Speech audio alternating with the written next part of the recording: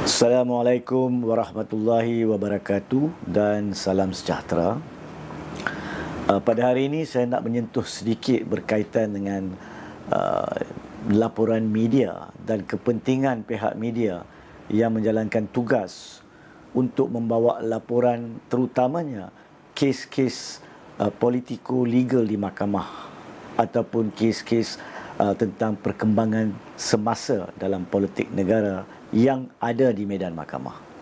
Bagi saya, dari segi undang-undang, pihak media atau pemberita memainkan satu peranan yang cukup penting sebagai salah satu cabang yang tidak nampak ataupun cabang invincible halimunan dalam konsep pengasingan kuasa antara eksekutif, legislatur dan kehakiman. Kerana apa yang berlaku di dalam cabang-cabang, ketiga-tiga cabang tersebut, jika tidak dibawa maklum kepada rakyat, rakyat tidak akan faham dan tidak akan tahu.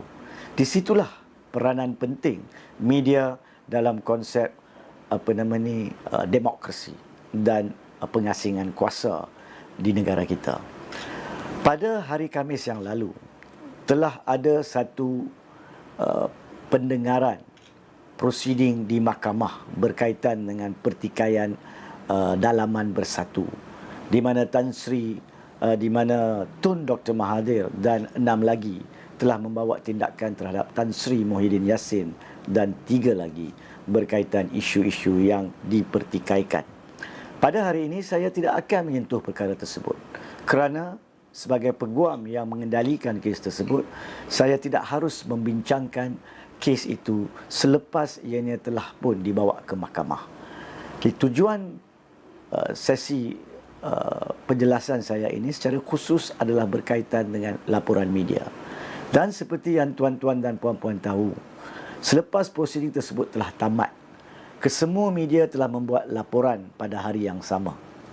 Saya sejujurnya pada hari tersebut telah pun terlampau sibuk dan telah mengendalikan beberapa kerja lain selepas prosiding tersebut dan cuma dapat memeriksa dan menyemak laporan-laporan media selepas waktu tengah malam.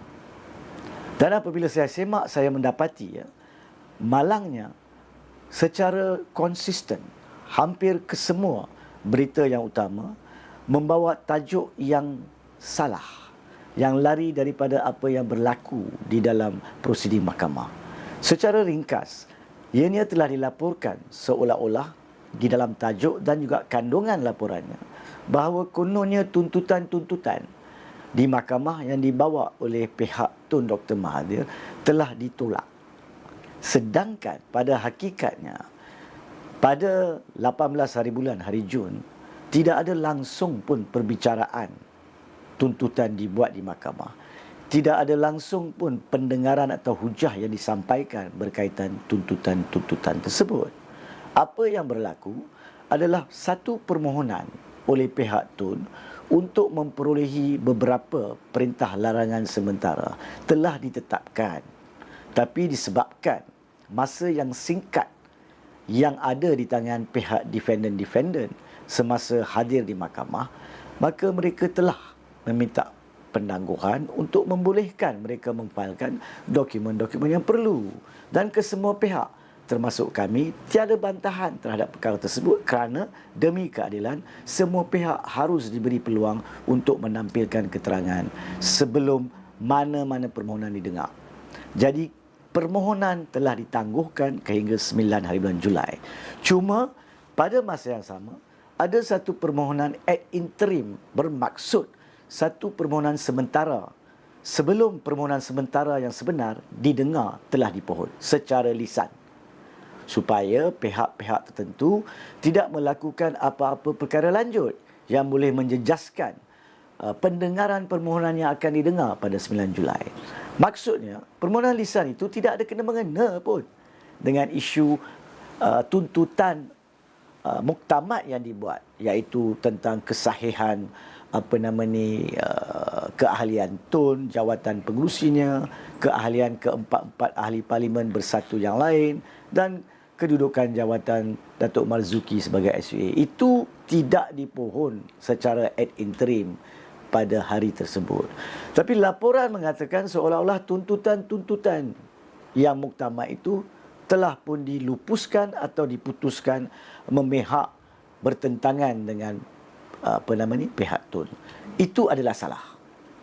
Dan saya telah pada malam yang sama ataupun awal pagi hari Jumaat tersebut, jam lebih kurang 2.45 pagi, selepas saya mengumpul ke semua link yang telah membuat laporan yang salah, telah menyediakan suatu notis ringkas melalui WhatsApp disebabkan ianya awal pagi, ya.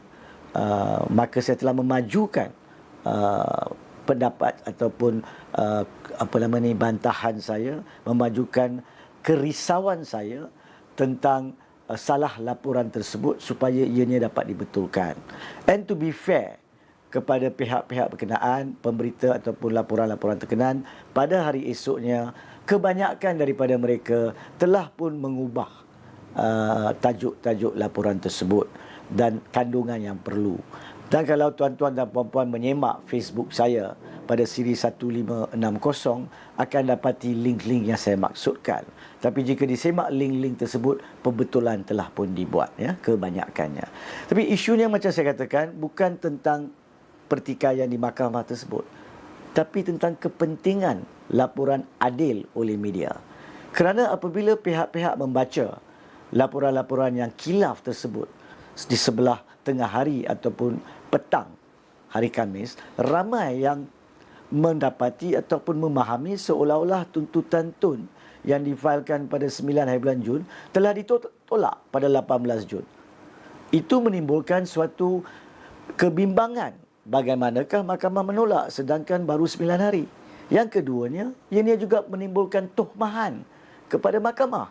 Seolah-olah mahkamah telah menolak sembrono tanpa perbicaraan. That's not fair. Itu yang tidak adil. Ya.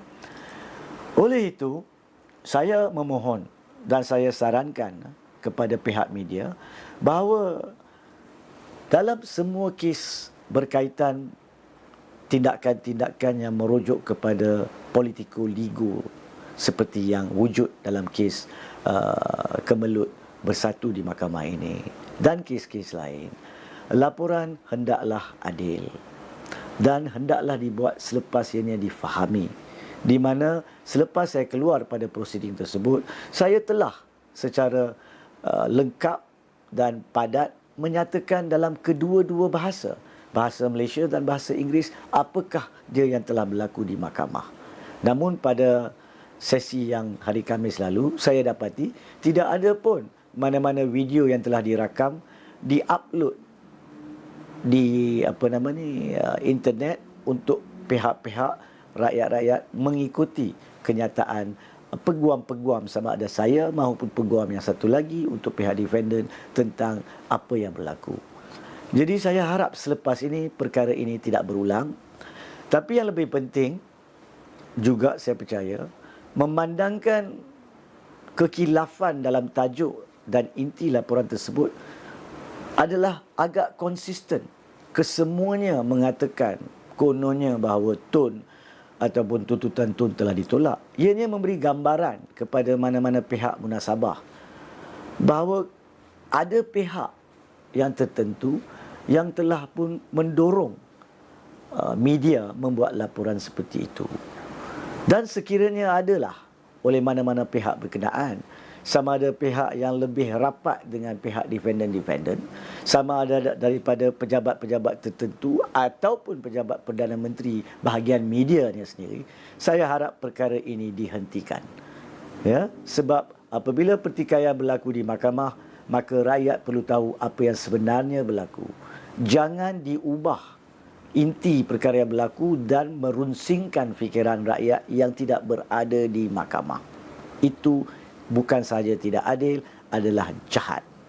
Saya yakin bahawa pihak-pihak media pun akan mempunyai kekuatan dan mempunyai keberanian untuk mengelakkan daripada mengikuti kehendak-kehendak pihak berkuasa yang tertentu jika ada paksaan ataupun dorongan ataupun permintaan yang tidak betul seperti itu. Jadi pada tahap ini, saya tidak ingin melanjutkan lagi perkara ini. Tapi sekiranya ianya berulang pada masa akan datang, sama ada dalam tindakan ini pada 9 hari bulan Julai ataupun mana-mana tarikh lain ataupun dalam mana-mana kes lain, maka percayalah, saya akan bawa perkara ini sampai ke tahap yang perlu sehingga keadilan diperolehi. Sekian, terima kasih.